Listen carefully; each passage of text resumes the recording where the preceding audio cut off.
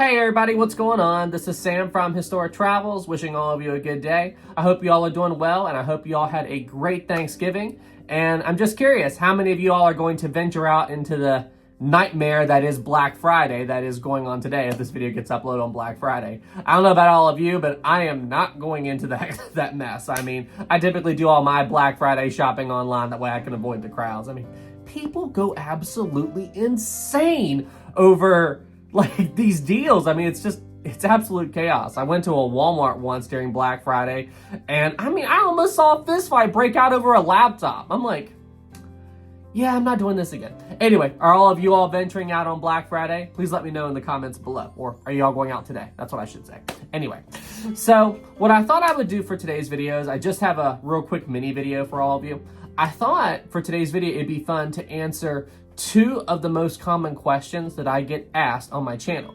Now, I have been asked this and I have answered them a lot in my live streams, but if you guys haven't watched my live streams, you may not know the answer to it. And I don't think I've ever directly answered these questions in a video. So I thought it might be fun to make a quick little mini video answering these questions. The questions are, number one, what got me into ships like the RMS Titanic? And number two, what ultimately led to me creating my YouTube channel and becoming a ship historian here on YouTube? That's what we're going to be talking about in today's video. Oh, and guys, just so you all know, next week I am going to finally finish up the Murdoch series, so stand by for that. And after the Murdoch series is done, I am finally going to start working on the project that I have been talking about forever. We are finally going to tell the complete story of the Shackleton expedition. All right, guys, well, hey, with the intro out of the way, let's now get into today's video.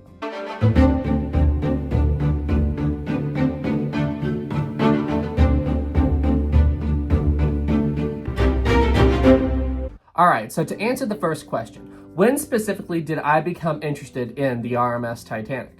Well, I know I became interested in the ship at a very young age. I don't remember specifically how old I was, but I do know that I was crazy young. So my best guess is probably when I was around 7 or 8 years old. And what initially made me become aware of the Titanic? Well, it's probably the thing that made a lot of you who are around my age interested in the Titanic, the James Cameron Titanic film. You see, I first saw the movie by accident when I was going to go visit my grandparents when I was a little kid. I walked into my grandparents' TV room and the Titanic film was on my grandpa's TV. And I even remember specifically what scene was on the TV when I walked into the room. It was the scene in the Titanic film where Second Officer Charles Lightoller was talking to Captain Smith about putting the women and children in the boats. I mean, seriously, like this was such a long time ago. I mean, I must have been 7 or 8 at the time, and I'm 31 now. And it's like I can shut my eyes and I can still see that moment in my mind. It is so clear to me. Now, as I watched that scene, I could tell that something was going on. But remember, I didn't know what Titanic was. I didn't know, that it was a sinking ship or any of that stuff. And I turned to whoever was beside me. It was either my mom or my grandpa. I'm not really sure. But I said, what is this? Like, what's this movie? And they told me it's Titanic. And I said, what's Titanic? And then they gave me the very brief version. It was a giant ship. It hit an iceberg. It sank. And it was maiden voyage and all that stuff. And from that day on, it just fascinated me. Like, I began asking them so many questions about it. I'm like, so tell me details. Like this was the biggest ship in the world. What was it doing? Where was it going? Where was it from? Like, just all the stuff about Titanic I wanted to know at a very young age. And it fascinated me so much that, now remember, Titanic was catching in popularity at the time, but, it was still a relatively, I mean, I'm not going to say it was a new fad, but the James Cameron film definitely reignited a new generation, my generation, into the Titanic story. So I didn't have anything Titanic to really play with or anything besides some books and stuff. So because I was so interested in the Titanic and I had a very active imagination as a kid, where I didn't have any Titanic toys, I even began to, and no, this isn't original, I just made this for this video, but I began to draw my own Titanic paper ships and stuff, and I would sail them and pretend they were sinking and all this stuff. I would make my own toys. It just fascinated me so much. And my great grandmother, she was born in 1909, and I remember I was around 10 and we were going to go and see her.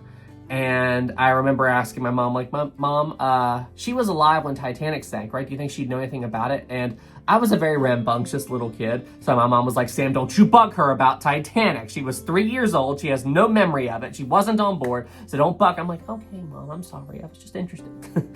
So yeah, I became interested in the Titanic from a very young age. And then as I got older, you know, my interest in it didn't fade. I was reading all the books I could, watching documentaries and movies. And it's a fascination that's stuck with me up to this point in my life. And honestly, I'll probably be interested in the ship for the rest of my life.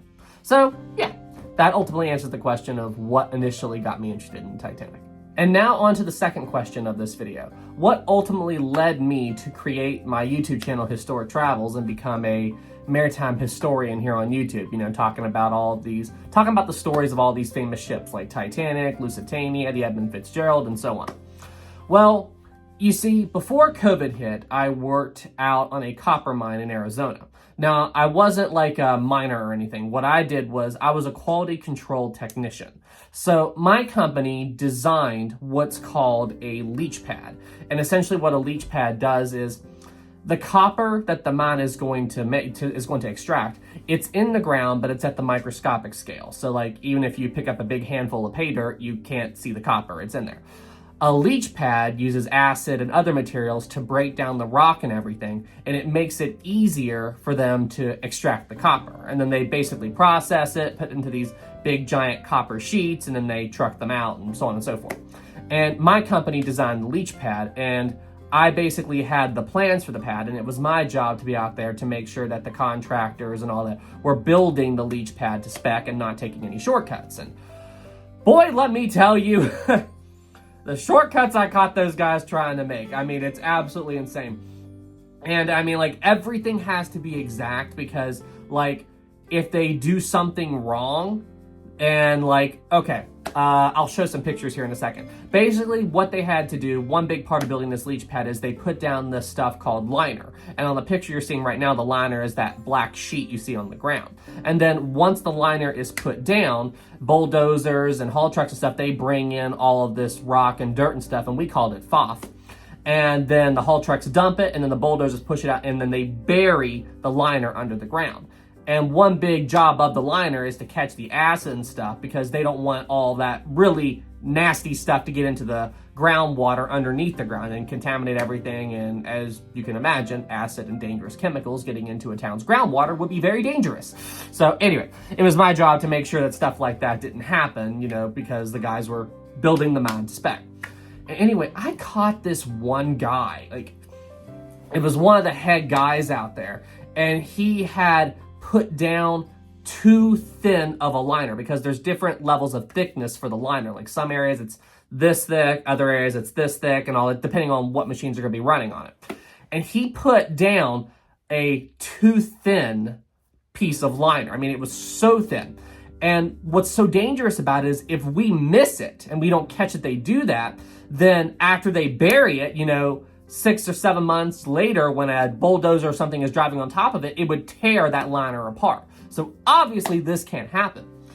And this guy, he labeled it that it was the correct thickness and everything. And then when I was checking it, it kept failing the tests. And I'm like, how is it failing all these tests? I had no idea. As it turns out, you know, he used the wrong thickness, and I caught it, and I'm like, oh my gosh. And what made it so bad was he was supposed to check that out in the field before it got to me, and he didn't check it, or he rushed it and whatever. And then I told my boss, and I, no joke, saw all the color drain out of my boss's face. He was so freaked out. So he rushes out there, and I think they had to reduce something like 30,000 square feet of material that they had laid down incorrectly and all that stuff. Like, I mean, it was just an absolute train wreck. But yeah, that's basically what I did. It was my job to go out there and make sure that whenever they tried to take shortcuts, or if they did try to take shortcuts, it didn't get through the quality control. So, boom. Anyway, I worked on that copper mine for around 8 to 10 months. And then after that, and I started in that company in 2019, and then a certain global event happened. I'm sure you all know what I'm talking about. That basically shut everything down. And me, like so many others, I lost my job. So, and during that time period, it was incredibly difficult. I mean, incredibly difficult to find a job. So while I was trying to find a job, I thought that I would just start making YouTube videos. You know, I just thought I love Titanic, and I just thought I would, you know, start making these short little videos that covers one aspect of the Titanic story. And I never expected what happened. I mean, like, I remember when I uploaded my first video, I'm pretty sure it was on Thomas Andrews, that I was so happy when the video hit 100 views. Like, I could not believe that I had a video hit 100 views, and it just blew my mind. And then after that, like around a month later, I think, I hit 100 subscribers, and I'm like, wow, 100 subscribers. This is insane. No, I think it was 2 months later. Yeah, it took me 2 months to hit my 100 subs, I think. And then about a month later, I hit 200 subs because I kept doing it, and I kept working, and it just blew my mind. And then, you know, the rest is history. Like, YouTube, like all of you guys found my content and you guys enjoyed it, and I mean,